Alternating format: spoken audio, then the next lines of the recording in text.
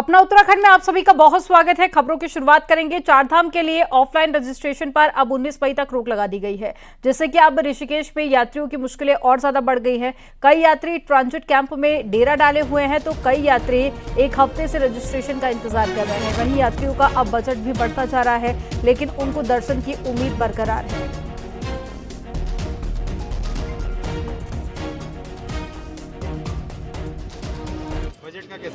बैठ के sir manage कर रहे हैं, क्या करें सर। 10,000 रुपये पड़ जाएगा रूम में सर। दर्शन करके जाएंगे सर? दर्शन तो करेंगे सर, लेकिन अब जो पता पड़े कब तक होंगे कब नहीं होंगे, नहीं तो हम मुरैना वापस लौटेंगे।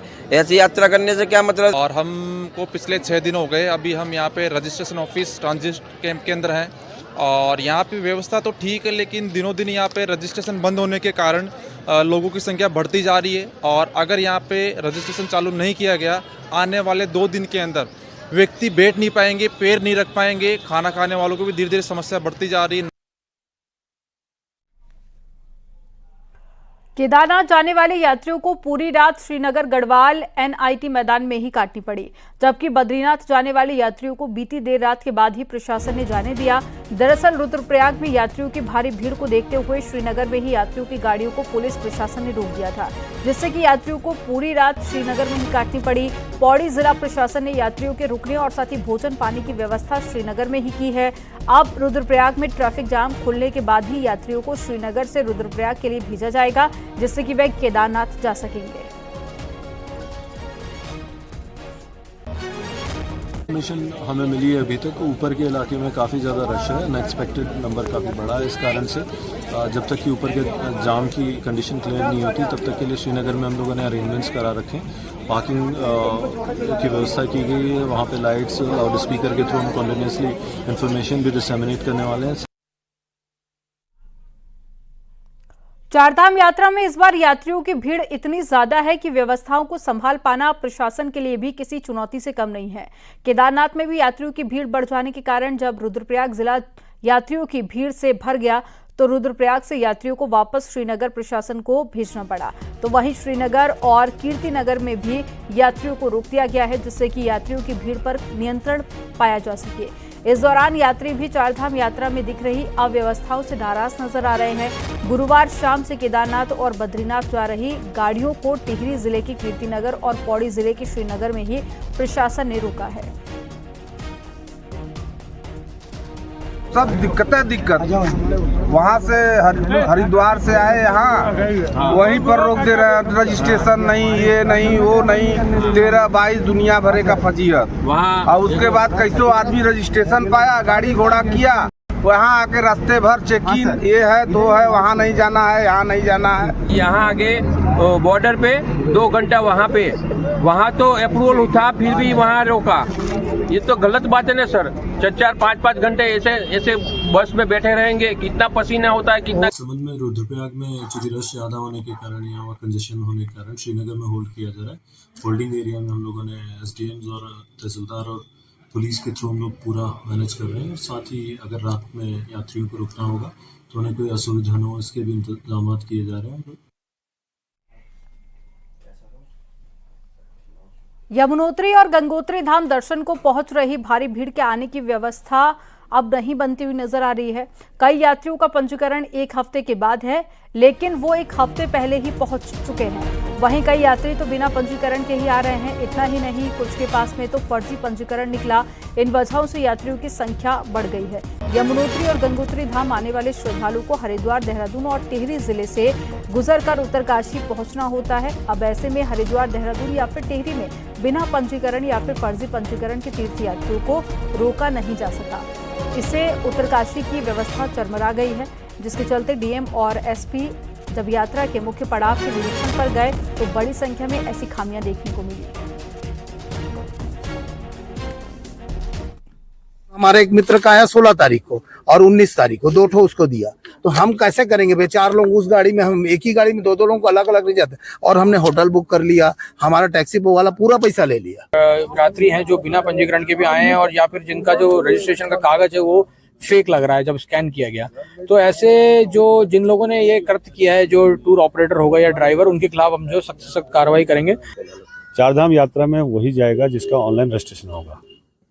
और जो ऑनलाइन रजिस्ट्रेशन के अलावा जो ऑफलाइन में आ रहे हैं या फिर बिना रजिस्ट्रेशन के आ रहे हैं या फिर कोई नकली रजिस्ट्रेशन लेके आ रहे हैं, उनको तो हम बड़ा क्लियर हैं, उत्तरकाशी में नहीं जाने देंगे।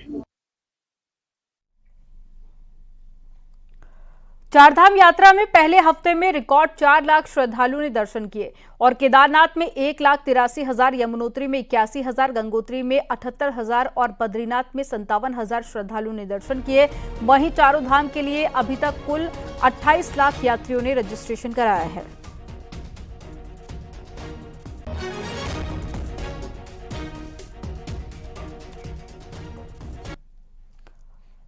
जोशीमठ में पिछले साल आई आफत से यहां का कारोबार ठप हो गया है, लेकिन इस बार जोशीमठ में रौनक है। बद्रीनाथ आने वाले पर्यटक यहां आ रहे हैं। गढ़वाल मंडल विकास निगम से लेकर सभी होटल्स में यात्री पहुंच रहे हैं और बीते साल जोशीमठ नगर क्षेत्र में यात्री रुक नहीं रहे हैं, लेकिन इस बार माहौल काफी अच्छा है और यात्री जोशीमठ शहर में घूम भी रहे हैं और यहां पर रह भी रहे हैं।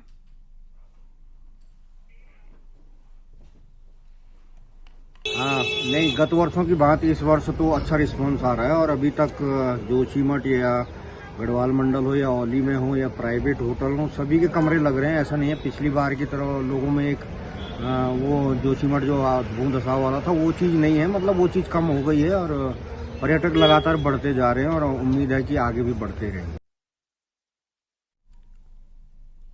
जिस हाई कोर्ट का दरवाजा सब न्याय का मंदिर समझकर खटखटाते हैं, उसी मंदिर की लड़ाई अब गोलजू देवता के मंदिर तक पहुंच गई है।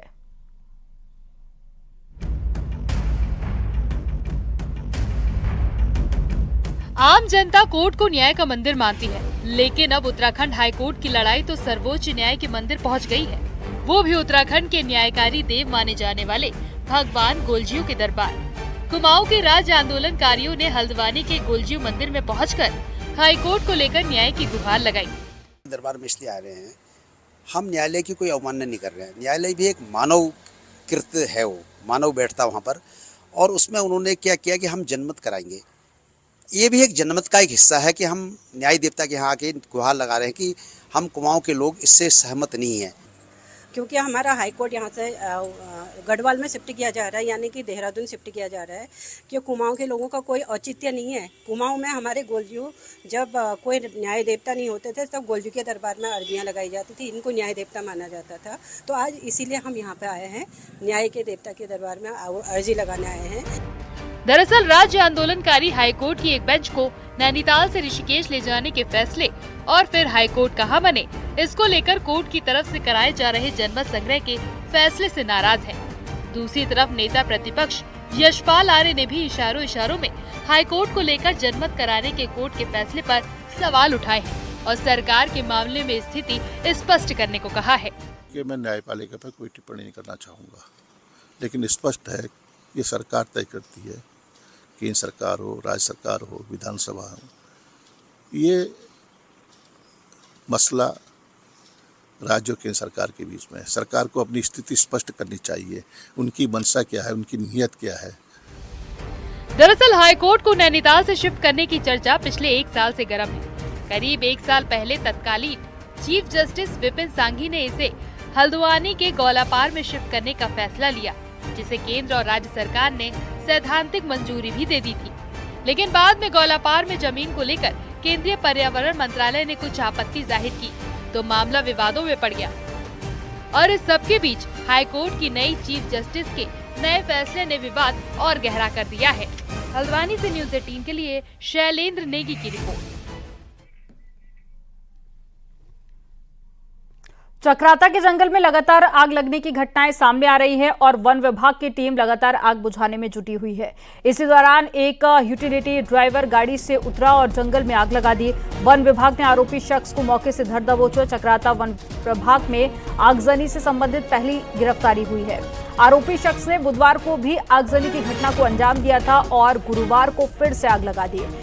और आपको बता दें कि एक और शख्स है जिसने दूसरी जगह पर आग लगाई थी, जो घटना के बाद से फरार हो गया था। पकड़े गए आरोपी का नाम रमेश है, जबकि फरार शख्स का नाम जवाहर सिंह है।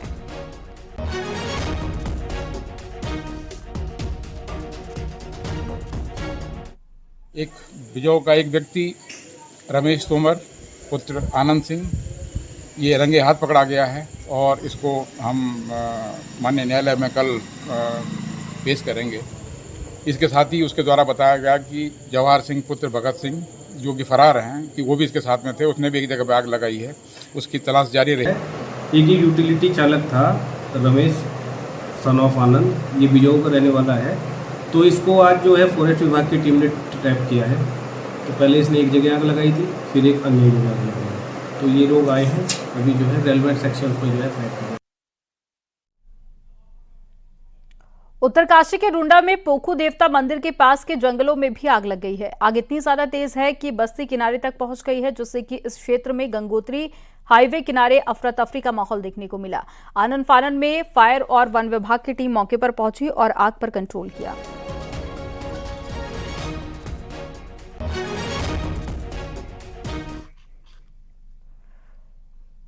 चमोली में बद्रीनाथ राष्ट्रीय राजमार्ग पर बुधवार को पुरसाड़ी में 2 बसों की जबरदस्त भिड़ंत हो गई, जिसमें यात्रियों की जान बाल बाल बच गई। अब इसका हैरानी भरा वीडियो भी सामने आया है। वीडियो में देखा जा सकता है कि बद्रीनाथ से ऋषिकेश की तरफ जाने वाली बस किस तरीके से बद्रीनाथ की ओर आने वाली बस से टकरा जाती है, जिसके बाद में एक शख्स बस का शीशा तोड़ते हुए बाहर आ गिरता है।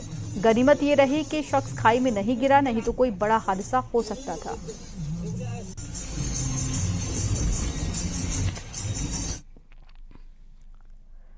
गर्मी बढ़ते ही पहाड़ में पानी की समस्या बढ़ गई है। कोटद्वार में इन दिनों पानी को लेकर हाहाकार मचा हुआ है और आपको बता दें कि सन्ही से लेकर सिगड्डी तक हर जगह पर पानी की किल्लत से ग्रामीण परेशान हैं। हालात ये हैं कि रतनपुर, सुखरो, नंदपुर, मोटाढाक समेत दर्जनों गांव ऐसे हैं जहां पर पानी को लेकर लोग परेशान हैं और दूर दूर से पानी लाने को मजबूर हो गए हैं। और स्थानीय विधायक ऋतु खंडूरी का कहना है कि पेयजल की समस्या पुरानी है और इसे तुरंत सही नहीं किया जा सकता।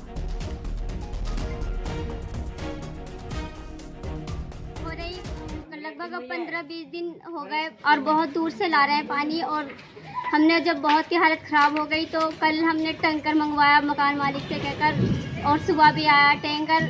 1 साल या 2 साल की बात नहीं है, इसमें बहुत लंबा चौड़ा काम करना होगा और उसमें चाहे सरकार हो, चाहे प्रतिनिधि हो, चाहे जनता हो, सबको सोच समझ के काम करना होगा। आप भी जानते हैं इस छोटे से कोटद्वार में कितने सारे नलकूप हैं, पानी रिचार्ज नहीं हो रहा है। बरसात में बहुत ज़्यादा पानी आता है लेकिन हम उसको संजो नहीं पाते हैं। और टिहरी में इन दिनों पानी की बेहद समस्या देखी जा रही है। नई टिहरी जिला मुख्यालय के साथ ही आसपास के क्षेत्रों में भी पानी की आपूर्ति नहीं होने से लोग काफी ज्यादा परेशान हैं। कई जगह तो प्राकृतिक स्रोत सूख गए हैं और लोग 3 से 4 किलोमीटर दूर पानी लाने को मजबूर हैं। वहीं कई जगह पर पानी के टैंकरों से सप्लाई की जा रही है, लेकिन कई क्षेत्रों में टैंकर नहीं आने के चलते लोगों की परेशानी और भी ज्यादा बढ़ गई है। 4 किलोमीटर दूर से यहाँ आते, बहुत चढ़ाई है और हमें कपड़े धोने के लिए ऐसे बहुत दिक्कत होती है और कभी ऐसे कुछ भी परेशानी हो जाती है तो हम ऐसे पानी नहीं ला सकते। यहाँ बाल्टी से एक 2 बाल्टी मिल रहा है पानी, टैंकर से सप्लाई हो रही है। दिक्कत हो रही सर, आज के टैंकर आ रहे हैं पर एक दिन छोड़ के आ रहे हैं। टैंकर से पानी भर भर के हम होटलों में ले जा रहे हैं। होटल में घर की भी दिक्कत हो रही है। घर की भी दिक्कत हो रही है। हरिद्वार में गंग नहर में नहाने के लिए पहुंच रहे कई युवा जान जोखिम में डालकर नहा रहे हैं। हरिद्वार के प्रेमनगर घाट, गोविंदपुरी घाट और साथ ही जटवाड़ा पुल जैसे घाटों पर नवयुवक और छोटे बच्चे ऊंचे पुलों से छलांग लगाकर गंग नहर में नहा रहे हैं। इतना ही नहीं, उत्साही युवक सुरक्षा के लिए लगाई गई ग्रिल को पार करके छलांग लगा रहे हैं, जिससे कि दुर्घटना का खतरा बना हुआ है। हाँ, उनसे तो यही कहा जा सकता है कि आप माँ गंगा का जो फ्लो है उसके बारे में आपको बहुत ज़्यादा जानकारी नहीं है, इसलिए जो गाइडलाइन दी गई है और जो चेन बनाए गए हैं, जो बैरियर्स लगे हुए हैं, उसके अंदर ही स्नान करें, जिससे आप सुरक्षित स्नान भी करें और सुरक्षित अपने घर वापस जा सकें। ब्रेक के बाद एक बार फिर से आपका स्वागत है। चलिए खबरों में आगे बढ़ेंगे। बागेश्वर में पूर्व मुख्य कृषि अधिकारी सुघड़ सिंह वर्मा को अपने सरकारी ड्राइवर को हत्या की कोशिश के झूठे केस में फंसाना भारी पड़ गया। कोर्ट ने जहां पर सरकारी ड्राइवर को दोष मुक्त करार कर दिया है, तो वहीं बागेश्वर के पूर्व मुख्य कृषि अधिकारी पर 2 लाख रुपए का जुर्माना भी लगाया। साथ ही पुलिस के खिलाफ अनुशासनात्मक कार्रवाई करने के निर्देश दिए। न्यायाधीश महोदय द्वारा जो है एक ऐतिहासिक फैसला सुनाया है, जो धारा 307 आईपीसी के अंतर्गत था, जिसमें माननीय न्यायालय द्वारा जो है अभियुक्त को दोष मुक्त किया गया है। और जो इसमें परिवादी थे, तत्कालीन जो कृषि अधिकारी थे, उनको जो है 2 लाख का जो है जुर्माना इस पर लगाया गया है।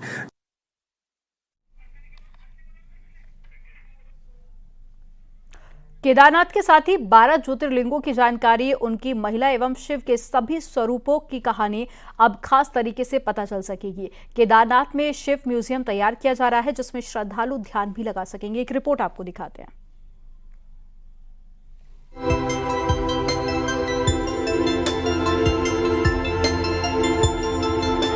केदारनाथ धाम में मास्टर प्लान के तहत काम चल रहे हैं और धाम को भव्य रूप दिया जा रहा है।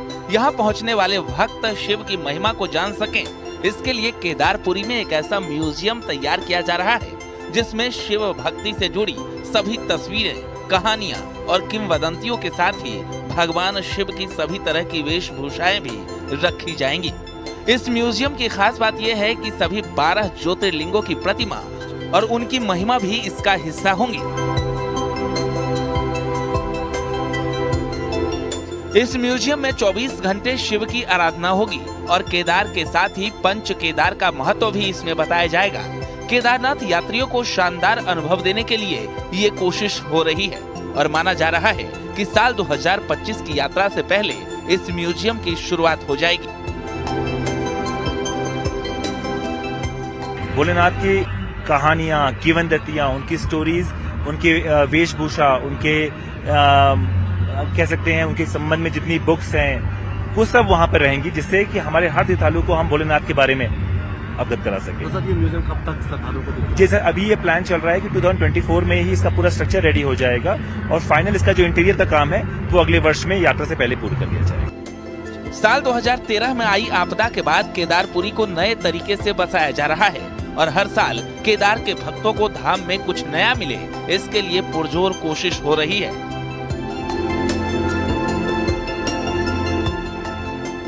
न्यूज़ 18 के लिए सत्येंद्र बर्तवाल की रिपोर्ट।